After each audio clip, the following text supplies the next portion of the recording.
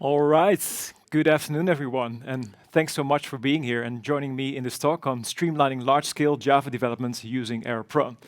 My name is Sander Mak. I'm part of the tech leadership team of a company called Picnic. We're an online grocery scale-up in the Netherlands, and yes, we do have these cute electric vehicles driving around all in the Netherlands, but also in Germany and since last year also in France. So you may have seen us, may have known us. I will tell a little bit more about what we do and why we need this kind of tooling in our company. But before I do so, I want to let you in on a little dirty secret of conference speakers. And I'm one, obviously. So we love to talk about big new things, right? You have to do microservices, you need to switch to Kotlin, you need to adopt Kubernetes, you need to do this, do that, etc. And it's not that they're bad things, but they're such huge topics, right? You cannot go to your team tomorrow and say, okay, we're going to do it completely differently. This talk is different. This talk will be very practical. And I'm going to actually teach you a superpower that you can take back to your team tomorrow or next week, whenever you get back, and actually start using in practice. And it will make your code base, any Java code base, better. I'm convinced of that, and I hope you will be too at the end of this talk. So what is this superpower? And yes, Java developers can have superpowers. Don't be worried. The superpower that I'm going to talk about today, and I'm going to show you, is the ability to refactor code at scale. And no, by that I don't mean teaching your developers frantically to use any kind of shortcut in IntelliJ to do refactoring, because, well, let's face it, that won't be scalable. It's all going to be encoded in code. So we're going to be refactoring code with code. And the tool that we use at Picnic to do so, and that we invest heavily in terms of tooling and in terms of what we do around that, is called AirPro. And AirPro is an open source project released by Google, maintained by Google, also used internally by Google. And this tool is something that we use and we build upon, as you will see during this talk. So this is something that is not that hard to use, and as we'll see, it's even not that hard to extend. So I think this properly qualifies as a superpower. And the interesting thing is that this tool is not that widely known yet in the Java community. And I'm here to change this. I hope I can convince you that this is actually a tool that will make your life better as a Java developer. But when people think about code quality and Java, often the first thing they talk about is another tool, and we'll get back to that. Before we look at the other tool, I want to talk about why we actually want to do this and what it is that Picnic does. So we want to scale what we call the online groceries challenge. We want to make it fun, easy, and affordable for anyone to do their weekly groceries with Picnic. And that means we have an app and a backend, but we also have lots of other systems to make everything work. The vehicles, the one that you saw in the beginning, they need to be routed, they need to be scheduled. We need to buy from our suppliers. We need to manage our warehouses. There's a lot of software that we need to build to make this whole process tick for everyone, and to make it smooth, and to make it fun and easy and affordable for people to do. So that is where our tech team comes in. And Picnic started about 7 years ago in 2015. Started with a handful of engineers, a proper startup. But by now, as I said, we're in the scale-up phase. So we are currently with roughly 300 people in our tech team. We have many customers and even more lines of code, I would say. Now, granted, this is not all Java code, but a very large percentage of the amount of code that you see here is Java code. And as you can imagine, things that work when you're with a handful of people don't work anymore at this scale. So a lot of discussions in pull requests, for example, around how we think you should write Java code, they were pretty okay in the beginning, but it gets annoying if you have to do this 10, 20, 15 times. And if you have to do this across multiple teams, make sure that you're aligned. So in a sense, this has forced us, if we want to at least keep the quality high and the level of the code the same, to actually encode this using tooling. And this is definitely something that is very high on our agenda to keep our engineering culture at a high quality. Now, as I mentioned, a tool that lots of people think about when they hear about Java and code quality is SonarQube. And SonarQube, don't get me wrong, it's a great tool. However, it is not enough. I don't know if you recognize this, but these are broken windows. And the broken window theory says, at some point, if people see something in the dashboard and they can't really make it go away, it's not really actionable, then it stays that way and it gets worse. So what does it really mean to have like 30 days of technical debt, as you see in Sonar, or 80 days or 100? I mean, usually this is pretty far from developer reality. So we need something that is closer to the development cycle and that gives you immediate feedback, and that is hopefully also aligned with how developers think about code. So again, SonarQube, we use it as well. It's not a bad tool. It's just not something that actively helps us on a commit-by-commit basis to increase the quality of our code base. And there are many other tools that people know and use to actually increase the quality of their code and to enforce, let's say, best practices. SonarQube is one of them, and it's really a good tool to keep track of trends in your code, so it's really nice to see how things are developing. But like I said, it's not that close to your development cycle. And to actually increase the quality for every piece of code that you write, you need something more. Now, a lot of people in the Java space, they do know Spotbox or checkstyle or PMD or these kind of tools. And these are also great. I think many of you are using these tools. However, it's also a little bit like eating your veggies, right? So there's a tool and you know it's good for you, and sometimes it yells at you and then you need to do something. And you know it's good for you, so you do it and you use it, but it feels like you can do better here. So we went looking for tooling that actually makes it better for us. And Spotbox, PMD, checkstyle, etc., they help you prevent things from getting worse. We want to go towards tooling that actually helps us in an active manner to make better code and to, as a developer, directly get feedback, be able to apply it directly as well, and automate, like I said, using code, these kind of refactorings and improvements. And error-prone is such a tool, especially if you combine it with Refaster, another project that is subsumed into error-prone, and we'll see both in action. Now, what is error-prone? It's quite simple. Error-prone is shipped as a Java compiler plugin. And many people wonder, oh, wow, can the Java compiler have plugins? Yeah, it actually can, and it's fairly easy to configure, so we'll see that in a bit. And it comes bundled with a lot of out-of-the-box bug checks ready for you to use already.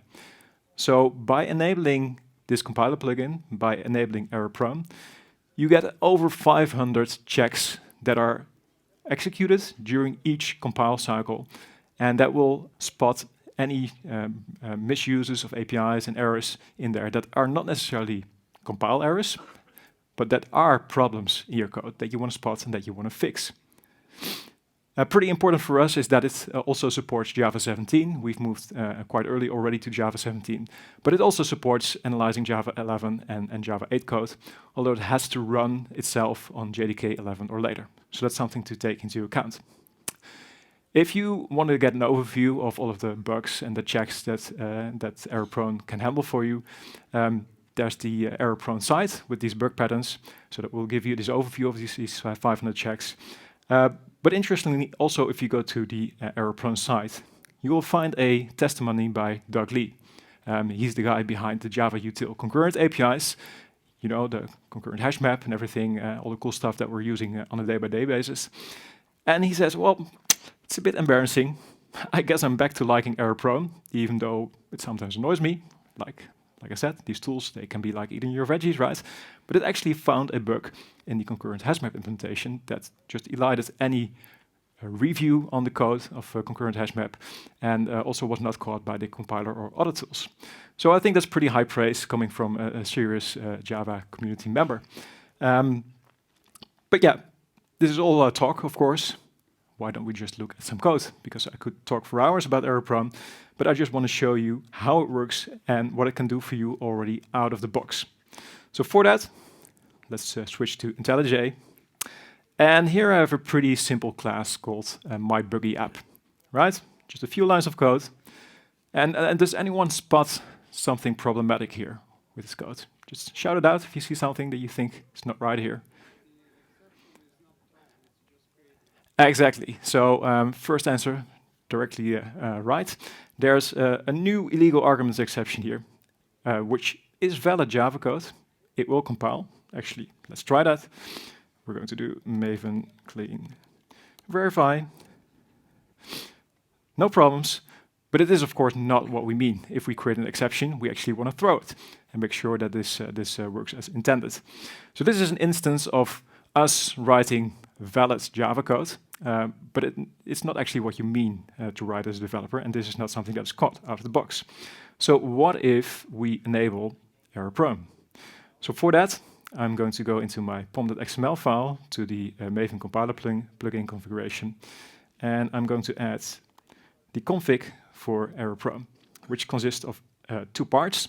On the one hand, we put on the annotation processor path the Google error prone core dependency. So that is then something what the compiler can use to load plugins from. And we're going to enable the plugin using a compiler argument -x plugin error prone. For now, we also need to add this compile policy is simple flag. That has to do with the fact that error prone itself works on ASTs inside of the compiler. And it makes some assumptions on how these ASTs are structured, and these assumptions are only true with this compile policy. There's a JDK bug open to address this. Unclear when it will be addressed, but for now you will need to also add this to your compile flags to make this work. But anyway, other than that, we've done nothing special. We only added the dependency, we enabled the plugin, and we're going to run the same Maven clean verify again. And now we actually get a compile exception. And as error prone is a compiler plugin, this is really a Java compiler exception that we're getting. It's just a customized one that comes from the error prone plugin. And it says, okay, there's an exception created, but not thrown. There's also a link to a bug pattern where you can find more details about this if you don't really understand what's happening. But the cool thing is, it doesn't just say there's something wrong. It also says that you maybe mean throw new legal argument exception. Why? Yeah, that's indeed what we meant, right? And you also might think, well, if this plugin is so smart that it can actually give this suggestion, can it also make the code right for us? Can it apply this suggestion? And turns out the answer here is yes as well. And to make that happen, we need to configure error prone a little bit differently. So I'm going to add some arguments here to the plugin configuration. And what I'm saying is I want to run error prone not in this checking mode, but in patch mode. And I do this by providing the EP patch checks flag, saying, okay, we're going to enable this for the dead exception check that we just saw. And we can either output a patch file to a certain location, or we can just YOLO it and say, okay, for now, let's do it in place, which is for the demo, of course, great. So let's do that. And that way, at least in theory, we should be able to correct our code using error prone by running Maven clean verify again. So let's do this. Let's switch back to my buggy app. And ta-da! It's like magic, right? There's now throw a new illegal argument exception without us having to change this manually. So I think this is pretty powerful. This is already out of the box, right? We have not customized anything. We've just added a compiler plugin, and we instead of running it in checking mode, we run it in patching mode, and it fixes the problem for us. So that is really, really interesting already. Sander, but it doesn't end there. There's a question. is Yeah. he also giving that he has fixed it? Sorry? The question? He also show that he has fixed your in the info. In the info, I don't think there's actually output from the compiler plugin that it fixed something, but in the git diff, you actually get to see this. Yeah.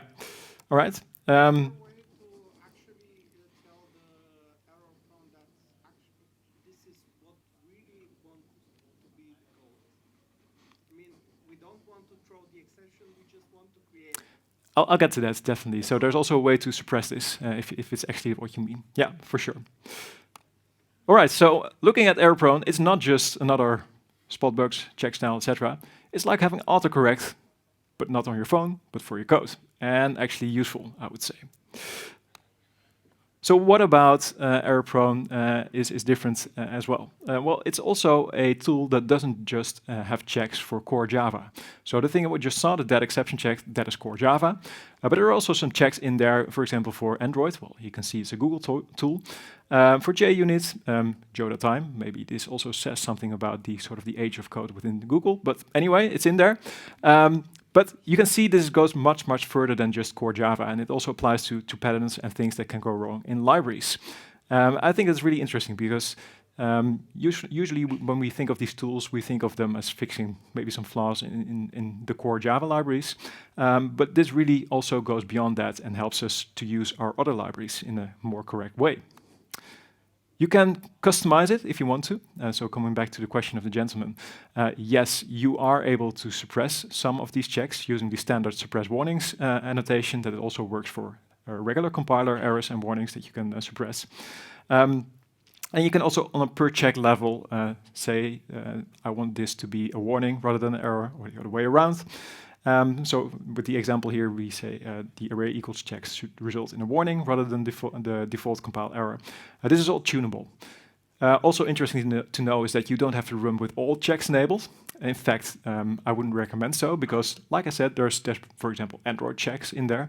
If you're not writing Android code, then why waste precious CPU cycles on that? So you can turn it off by using this off flag after the name of the check. So yes, if you do adopt error-prone, I would urge you to think about what you value and what works for your code bases and tune it in that way. Now, so far we've seen some of these checks and these errors that try to point out errors. There's also other uses for error-prone. And for that, let's talk about immutability, right? Because I think we all know and have and somewhat love this annoying coworker who says, we got to talk about immutability, right? Everything needs to be immutable. And in principle, you might agree with that. I mean, immutability brings a lot of good. It helps you reason in a better way about code, etc. But then he says, well, let's make everything final, right? Just put final everywhere. And at some point you think, well, that might be a bit too far, right? Super noisy. But what you can do with error-prone is actually enable this var check. And what it will do, it being a compiler plugin and being very involved in the compile cycle, it turns the defaults around. It makes every local variable and parameter final by default and says, okay, if you do want to mutate this variable, then you need to annotate it with add var. So by flipping the default around, you can gain the advantages of having these immutable local variables and parameters without having the overhead of typing and seeing final everywhere and having this visual noise. So I think that's also a really interesting use of this, this tool that goes beyond just flagging a sort of a bug. And when you start looking in the community, you will also see that there are also additional checks provided by third parties. For example, the Mockito team publishes these error-prone checks that you can use, as Left4j does. And then you start wondering, well, if they can do it, probably we can also do it, right? So would it be possible for us as a company to use error-prone to encode our own learnings from PR reviews and from the way we use Java? And the answer there is, yeah, you can. And you can do this in multiple ways. And the first one I'm going to show is by implementing a so-called bug checker. In the demo that I'm about to show, I will introduce a new Maven project called My Bug Checker plugin, and it will contain a class that extends Bug Checker, which is an abstract base class, and it helps you to implement an error-prone check yourself. Now, in the end, we will compile this Bug Checker plugin into a jar, and we will start using this jar on the annotation processor path of the original project that we're going to check, so the buggy app. And error-prone uses the service loading mechanism. So if you are not familiar with that, it's a way to dynamically load code based on types. Usually you need to do a little bit of work to make this happen with some files in the meta-inf directory, but we're going to use Google's auto-service project to make this easy using just a single annotation. So again, let's go to the code. And in this case, I'm in the second project called my Bug Checker plugin. As you can see, we have the auto-service processor on the annotation path, not error-prone itself, because we're not going full inception here. We're not going to check the checks. And we also need some add exports, as apparently this tooling on JDK 17 does some reflection on types that it shouldn't. But anyway, by having these workarounds, it will work. And as you can see, we also have dependencies on Google error-prone annotation, a check API, and also for auto-service and a dependency. So let's implement a check that is going to check if there are any empty methods in a class. And if so, let's remove them. So first of all, I'm going to use autoservice, bookchecker.class. There we go. And I'm going to say, we're going to introduce a bug pattern with a name. Let's call it empty method. We also need to provide a summary. Let's say we don't like do nothings. There we go. And we need to also give it a severity. And let's make it an error, because why not? There we go. Now we only need to implement this match method implementation, or override it, actually. There's more things that you can do here, and this is modeled after the AST of a Java compilation unit. And more or less, what is happening here is that we're using the visitor pattern, and here we're visiting a method node that is provided to us by ErrorPro. Now we can say, okay, if the method tree, so the AST that we get, has a body, has statements, and if it's empty, then we're going to return a describe match, telling that this method tree is affected by this check, and we even can emit a suggested fix. And in this case, we're going to suggest to delete this method tree node. Interesting point here is that we express everything in terms of ASTs, right? And so not source lines, etc. This is all mapped by ErrorPro itself, so we don't have to worry about that. And if this is not the case, then we'll just move on and return no match. There we go.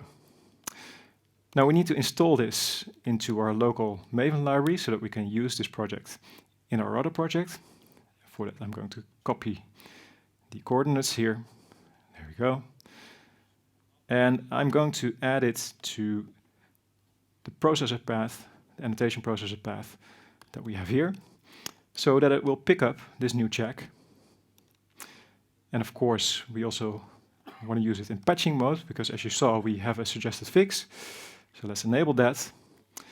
And if we now go back to my buggy app again, there's this do nothing method, right? And that's the one that we want to target with this check. So let's do maven clean verify. There we go. Poof, gone. So our check worked. We have our own custom bug check up and running.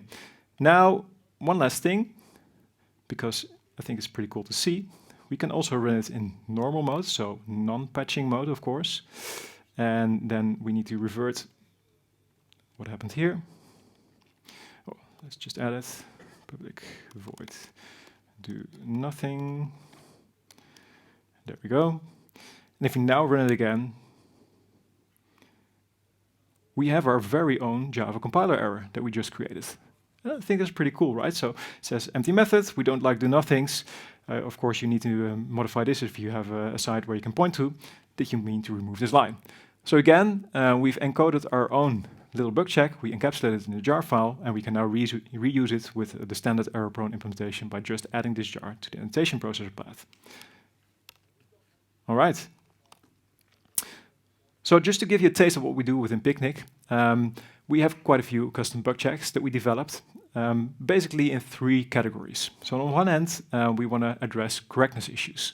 An example, just an example, there are more, the use of time zones. So we don't want people to use and rely on the default time zone, for example, that's configured. So if you are using a time zone somewhere, you need to be explicit about where it comes from and how it maps to the customer and the context that is appropriate.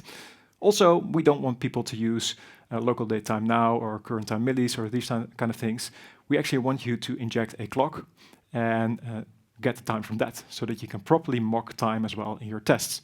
So these are things that we encoded in a bug checker and that we use in our build and that we use together with ErrorProne to enforce this across our projects. The other category of checks that we have is to avoid runtime errors. Because sometimes you have an API that you can just use. It will not lead to a compile time error, but it will blow up at runtime, or it will suddenly go wrong, as is the case here with SLF4J. So on the left-hand side, we see that someone apparently thought he or she should use a %s placeholder for a parameter in a log4j, SLF4J statement, whereas it should be a double curly brace. we have a bug check that sees this and flags this for you and says, hey, well, didn't you actually mean to have a placeholder here for logging to work?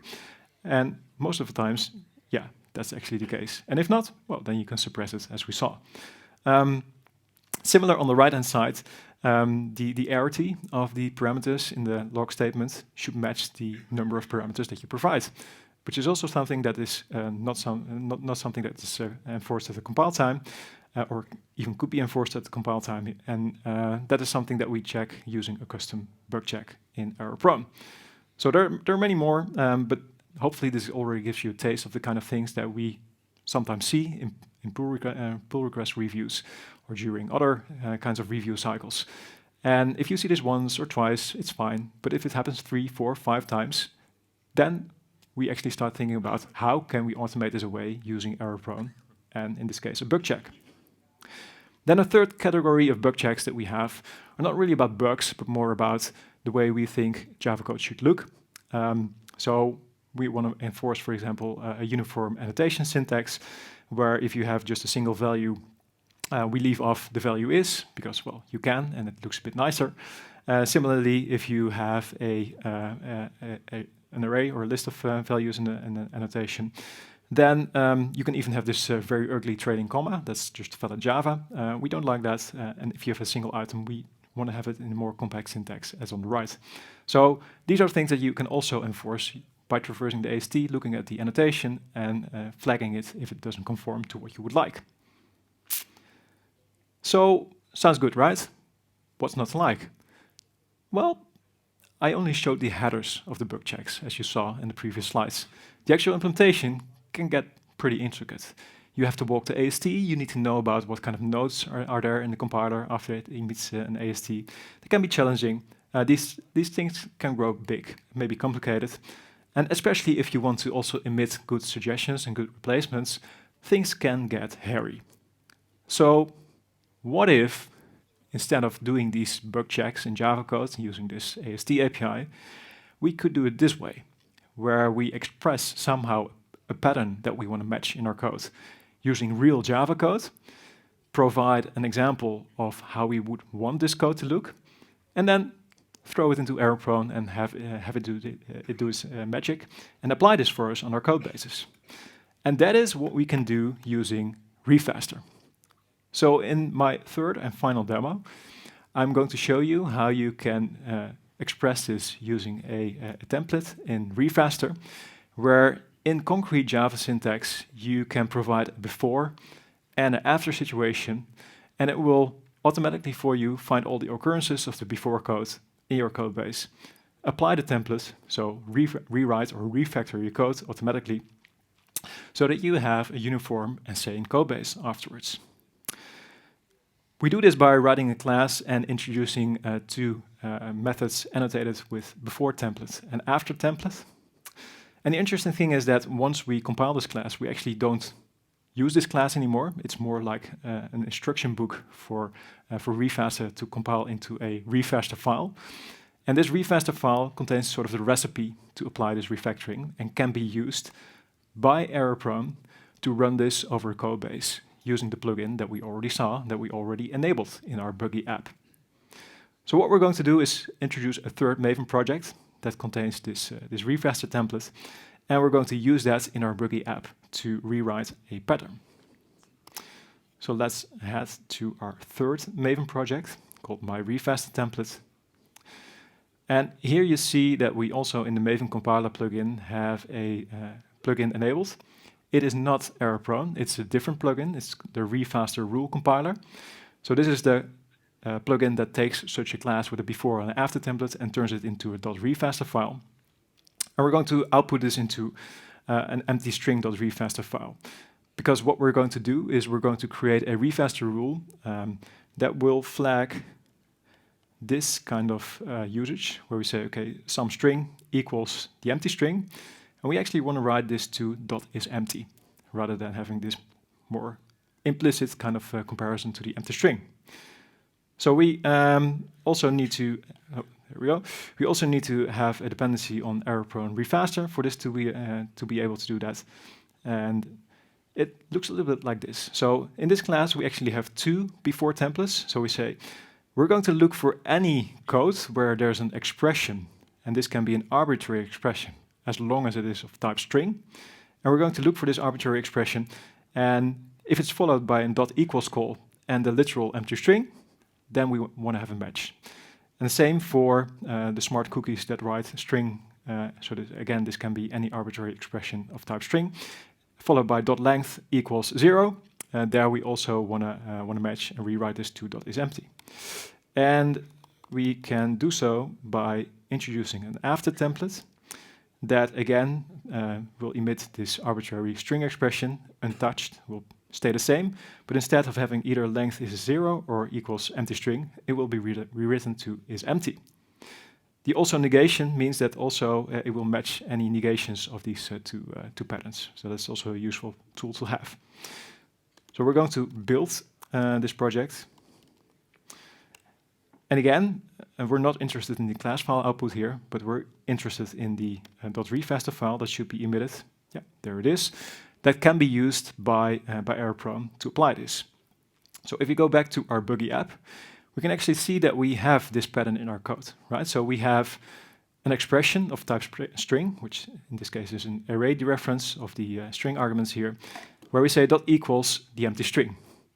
So what we need to do is we need to go to our ErrorProne configuration again, and we need to instead configure it to start using this refaster file. And we're going to do patching again, but rather than using the bug checks that we had before, we're going to use a refaster file. And again, we're going to do in-place patching. So once again, if I run this code, Maven clean verify, and it should reload, poof, again, rewritten to dot is empty. And it's pretty cool, right? So we didn't have to know anything about ASTs or complicated things in bug checks. We only need to write this piece of code and this piece of code and say, okay, we don't like this, but we do like this, make it happen, do it. And this is something that is super powerful, especially when you run this as part of your CI, and we'll talk a little bit about that. But this is essentially what we use to refactor at scale. So what do we do? Well, you can, for example, use this when you're migrating to newer versions of Java. Because, let's face it, just swapping out the JDK is fairly easy. Maybe not in some cases, but usually it's fairly easy. But actually using these new libraries and these new APIs, that's where the hard part is. And people then say, okay, well, we do this incrementally, right? So if you touch some code, maybe you rewrite it to use the new APIs, Boy Scout rule, all that. But in the end, it leaves a patchwork of all the new API users across your code base. So for example, before Java 11, we only had the isPresent method, an optional. And then in JDK 11, we got isEmpty. Pretty nice, right? But we have all of these code bases where it says not isPresent. Now, using a simple refaster rule like this, you're able to actually translate or migrate all of your old usages of this idiom to new usages. So I think this is one of the examples that we employed there. Here's another one. The optional class also gained a stream method, which makes for very nice usage in combination with flatmap, as you see in the after template. And therefore, we wanted to rewrite all stream invocations where you had a filter, where you first filter on optional is present, and then you map optional get over it, leaving you just with the values that are present in an optional. Interestingly, we also had some of these, and this in the second line of the before template, we also had some Guava usages where we did something similar using the streams stream method from Guava. And again, there we said, okay, well, if it's now in the JDK, we just want to use the JDK APIs and rewrite also that one to the new invocation. And refaster any of is a sort of a similar mechanism as having multiple before templates that you can use here. So this is another example of a refaster use for migration of JDK versions. Besides migrating, we also want to rewrite some, let's say, dubious patterns that we often see when people are starting to use the Reactor API, so reactive code. So for example, when they have sort of a chain, and then there's a mono.then, and inside they have just a literal value. Well, in that case, use then return. I know, mono is a huge API, right? So we don't expect everyone to know everything all the time. But we now have a rule that expresses a better way to use it. It's automatically applied, so if you open a PR with the before template, you will get a comment on your PR saying, okay, you may want to have a look at applying our Refaster rules. Then you as a developer will be able to actually commit this change and make sure that, well, next time probably you won't do it again. And there's many more examples, but looking back at Refaster itself, it's really a migration or a refactoring tool. So we also use it that way. So especially it's really expression focused. So when you have a fluent sequence of method invocations, you can easily write it to another fluent invocation of a newer API pattern. You can also target blocks of code where you have a certain sequence of statements that you want to match and rewrite to another sequence of statements. We're not using that as much. Doing it at an expression level is a bit more composable and also easier to understand for people when it's applied. So on the one hand, we have Refaster. On the other hand, we have these bug checks. And there's a trade-off here. So on the one hand, bug checks are very, very flexible. You can do much more elaborate matching and much trickier things in these checks. But that's also the downside, because they can get quite complex. So the upside of using Refaster is that it allows you to use concrete Java syntax to just have a before and an after, and then let Refaster and error-prone take care of all the magic behind the scenes. But it is limited in the sense that it's only about refactoring, not so much about really finding errors or anti-patterns. And you also don't have the full power of bug checks. So there's always a choice here that you need to make once you start using this tool, of which you want to apply. I was already talking a little bit about this being integrated into our builds. As you can see, it's easy enough to configure error-prone as a compiler plugin, so it will work with any build tool, because it's just a Java compiler plugin, and not a Maven or a Gradle plugin or whatever. So it runs for us as part of our Maven build, also in our CIs. If you open a pull request and there's code in there that doesn't pass the checks, or where there's a Refaster rule that still applies, you're not able to merge it. How do we do this? Well, pretty easy. If on the pull request branch we run in the CI error-prone and Refaster, and there's uncommitted changes after doing this, meaning that the tool found something and rewrote something, then you will get an error, or at least a comment on your pull request, requesting you as a developer to run this yourself and to commit these changes. Why not do this automatically? Well, as was already pointed out, sometimes, not very often, but sometimes there's a very good reason to not follow something and to actually override this. But then you need to make a conscious decision and add this suppress warnings in your code. So it's clear and it's purposely expressed that you don't want to apply this check, or you don't want to apply this refactoring at this point. So this way, at scale, we're able to roll out new Refaster rules, apply this to all libraries, make it our baseline, and ensure these patterns never occur again in our code bases, which is pretty powerful. So when would you use this tool, and how should you think about it? If you go to the error-prone site, it gives you a little bit of guidance of what a good bug pattern or a bug check looks like. So it should be really easy to understand. So not this very intricate 10-step process to get and find something. It should also be easy to fix, right? So it shouldn't require you to refactor 3 classes and across multiple lines. It should already be pretty local and easy to understand. Also, no false positives. Should speak for itself. And it should be a correctness issue. This goes for checks that they want to accept into error-prone proper. So if you want to submit to this project and make sure that your check is included there, it should keep these kind of things in consideration. If you start using this tool yourself, of course you can be more opinionated. You don't only have to address correctness issues, it can also be style. like I said, or just the way you as a team think Java Java should be written within your company. So that's a difference between a check that applies to, let's say, everyone, and a check that's more company specific. But the bottom line is that when a user sees one of our errors, they say they should think, "I'm glad error-prone caught that for me." And I think that's indeed the sentiment that we want to go for also within Picnic. Now, you've seen a lot. You've seen how you can use error-prone out of the box, how you can customize it, and what you can do with it. But I think there's more. And I've been a conference speaker for quite a while. I've never quite got to do this, but let me channel my inner Steve Jobs here a little bit, because there's one more thing. For that, I'm actually going to invite Rick, my coworker, who has been heavily involved with our Java platform team and this tooling, on stage to actually give you guys a cool update. Here you go, Rick. Hello everyone, I'm Rick, and I'm here to make a special announcement. So as Sander already mentioned, we have quite a lot of custom bug patterns and Refaster rules within Picnic, and we have them all in one repository called error-prone support. And it does not only have these Refaster rules and bug checks, we also have some extensions to error-prone. And we think they are very valuable, and we thought, okay, these are also very interesting for the rest of the community. So I'm happy to announce that as of today, error-prone support is now officially open source. How cool is that? Wow. So allow me to introduce you to Cody, the code buster.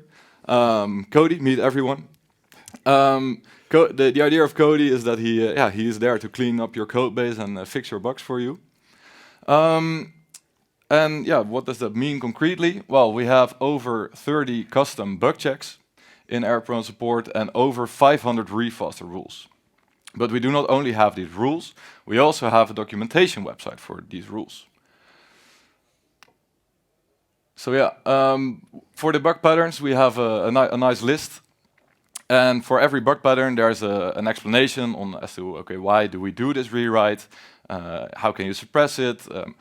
Some additional information, but also we use the test input and output we have in the project itself to show what the expected output is of when you run the check.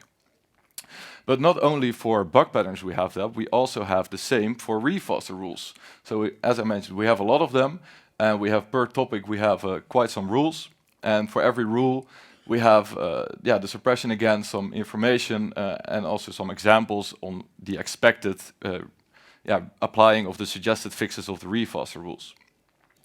It's still a work in progress. We will improve the website even more. Besides the checks and templates, I also mentioned some extra extensions to error-prone. Well, we put a lot of effort in making it easier to run and apply and also patch your code by running multiple Refaster rules at once. And besides that, we also improved the reporting of the Refaster rules. So what you saw, what Sander already showed you, is if you run a bug check and it finds a violation in your code base, it has some additional information, the name of the check, a link to the documentation, and we made sure that that is also working for Refaster rules if you use error-prone support. And as I said, we have a lot of Refaster rules, and we also want to make sure that the Refaster rules do exactly what we want them to do. So we created our own testing framework to be able to test all these Refaster rules. And besides the things that are already there, I want to quickly go over the things that we want to add to error-prone support. So what we saw is when we applied all the Refaster rules and Refaster rules on all Picnic Java code, we saw that there was a big performance hit. So our builds took quite a few minutes longer, and that's something we did not want. So we looked into the performance of Refaster itself, and we came up with a new Refaster matching algorithm. And the initial test results show that there is a performance increase for over 50%. So that's quite significant. And besides that, we also want to introduce a lot more bug checks and more Refaster rules. But last but not least, we also are open for your contributions. So if you have good ideas, feel free to check out the repository. Yeah, and with that, I want to thank you, and I want to give the word to Sander. Super cool, Rick. Thanks. And I'm really, really glad that we get to share this not just as a talk on a conference, but also as concrete code that you can use. But like I said in the beginning, I was going to show you and teach you a superpower. I hope you're convinced of that. But a superpower is nothing if you don't use it, of course. So I want to urge you to check this out. And there's many resources here. You can go to the error-prone website of Google itself for the main project and see how you can apply this already out of the box. But as Rick said, you can now also think about introducing error-prone support from Picnic alongside error-prone to get even more value from this tooling and to use it in a more effective fashion.